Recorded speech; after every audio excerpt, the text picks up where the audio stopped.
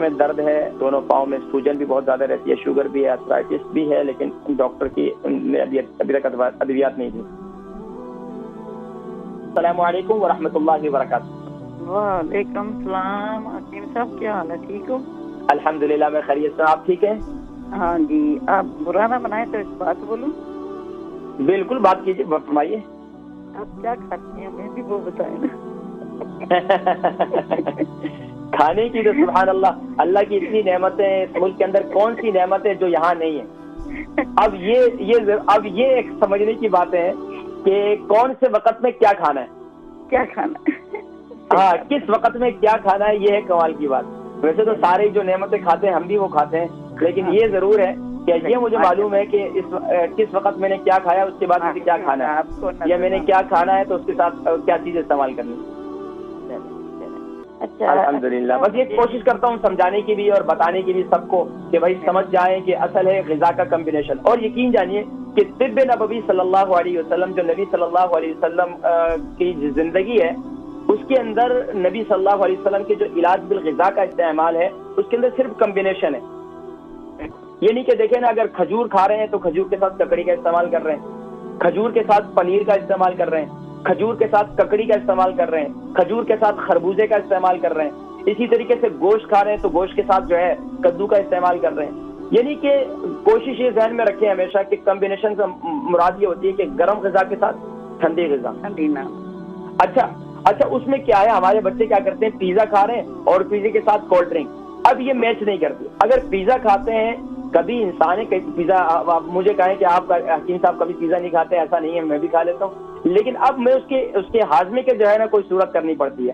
اب اس کے لیے ہمیں کیا کرنا پڑتا ہے، اس کے لیے ہمیں قہوے کا استعمال کرنا ہے، اور اس کے ساتھ ساتھ اگر ہم اس کے ساتھ بہت زیادہ کولڈ ڈرنک پیتے چلے جائیں تو ہم نے تو اپنے معدے کے خود ستیاناش کر دی۔ جی فرمائیے۔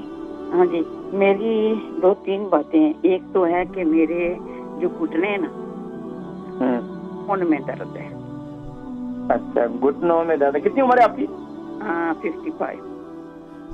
55۔ اور وزن 63 53۔ اچھا، گھٹنوں میں درد کتنا عرصے سے؟ گھٹنوں میں درد پہلے تو تھوڑا تھوڑا تھا، لیکن لاسٹ ایئر میں حج پر گئی ہوں تو میں وہاں پر گری ہوں تو میرا گھٹنا جو ہے نا وہ کیا بولتے ہیں ٹوٹ گیا۔ اور لیفٹ رائٹ؟ رائٹ، اس کی وجہ سے رائٹ۔ اچھا، وہ میرا ٹھیک نہیں، چڑھایا بھی ہے ادھر آگے، لیکن وہ ٹھیک نہیں ہو رہا، درد بہت ہے اس۔ اچھا، صرف رائٹ میں درد ہے، لیفٹ میں درد نہیں ہے نا؟ نہیں۔ اور اس کے بعد میرے پاؤں سویلنگ ہو جاتی ہے بہت زیادہ۔ پاؤں میں دونوں میں یا صرف رائٹ میں؟ دونوں میں سوجن ہے۔ اچھا، پتہ ایسے لگتا ہے کہ جیسے ان کے اندر پانی پڑا ہوا ہے۔ اچھا یہ بتائیں، پیشاب کیسا آتا ہے آپ کو؟ چھوٹا پیشاب ٹھیک ہوتا ہے؟ وہ تو نہیں آتا والی تھی آپ سے پوچھنا، یہ محسوس ہوتا ہے آپ کو، آپ کا بلاڈر پورا خالی ہو گیا؟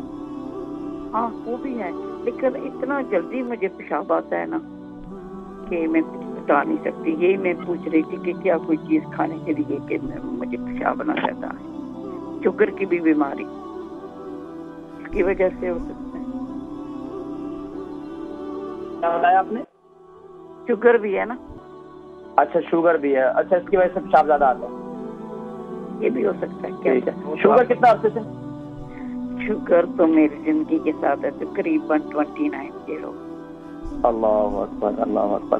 اچھا، اس کے علاوہ ٹیبلٹس کون سی لے رہی ہیں؟ کھانے میں کس چیز کی؟ شوگر کی لے رہی ہیں اور بلڈ پریشر تو نہیں ہے؟ سب بھی لے رہی ہوں، بلڈ پریشر کی لے رہی ہوں، دل کی لے رہی ہوں، کولیسٹرول۔ دل میں کیا ہے آپ کے؟ کولیسٹرول کا لیول کیا بڑھا ہوا ہے؟ دن میں کچھ نہیں ہے، صرف جو ٹیبلٹ ہے نا وہ صبح کو ہے اور شام کو ہے۔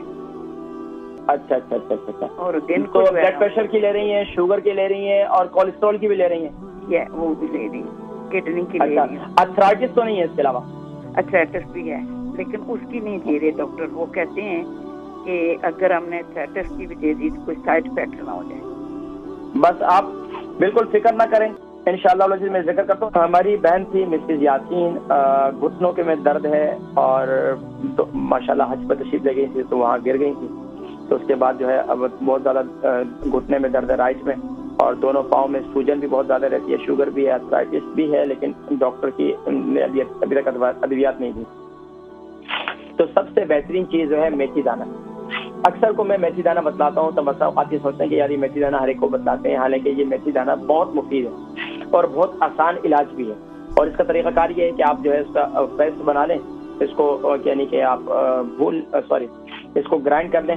گرائنڈ کرنے کے بعد اس کا صفوف بنا لیں. صفوف بنانے کے بعد رات کو سونے سے پہلے آپ اس کو ہلدی والے پانی کے ساتھ، ہلدی والے پانی سے کیا مراد ہوتی ہے، یہ فریش ہلدی کا 3 انچ کا ٹکڑا لے لیں، 2 کپ پانی ڈال دیں، اس کو اچھی طریقے سے ابال لیں. ابالنے کے بعد یہ کہوا جو ہے 1 کپ رہ جائے، اس کو ٹھنڈا کر لیں اور اس کے ساتھ ایک جو ہے میتھی دانے کا 1 اسپون یعنی جو صفوف ہوگا، پاؤڈر ہوگا، اس کو کھا لیں، اوپر سے پانی پی لیں. اللہ کے حکم سے انشاءاللہ آرتھرائٹس بھی ختم ہو جائے گا. اور اس کے علاوہ من جملہ خواتین کی جتنی بیماریاں، خواتین کے لیے تو یہ واقعتاً یہ سونا ہے. میں کہتا ہوں کہ بچیوں کو جن کو نہیں بھی ہے بیماری، دیکھیں یہ جو آنے والا وقت ہے بچیوں کی بہت سی اور بیماریاں جنم لے رہی ہیں، خاص طور پر بے اولادی وغیرہ کا سلسلہ. تو یہ سب سے بہترین چیزیں میتھی دانہ رات کو سوتے وقت آپ استعمال کریں. میری بہن آپ یہ استعمال کریں، اللہ کے حکم سے انشاءاللہ اس سے کافی آپ کو فائدہ ہوگا. ایک کام. دوسرا کام یہ کریں کہ پاؤں میں بہت زیادہ سوجن ہے تو تھوڑی سی چہل قدمی کو جو ہے نا مزید بڑھائیں اور کوشش یہ کریں کہ جب پیشاب آئے تو پیشاب کو روکے نہیں، فوراً چلے جائیں.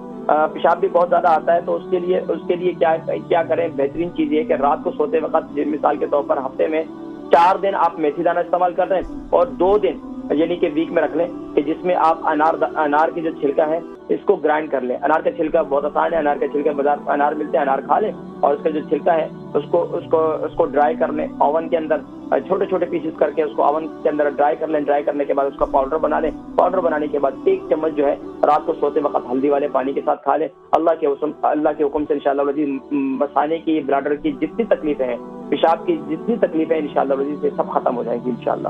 اچھا، اس کے علاوہ آپ کیا کریں کہ تل کا تیل اور زیتون کا تیل اور کلونجی کا تیل، یہ 3 تیل آپ لے لیں. ان کو ہم وزن کر لیں، 100 گرام لے 100 گرام لے لیں.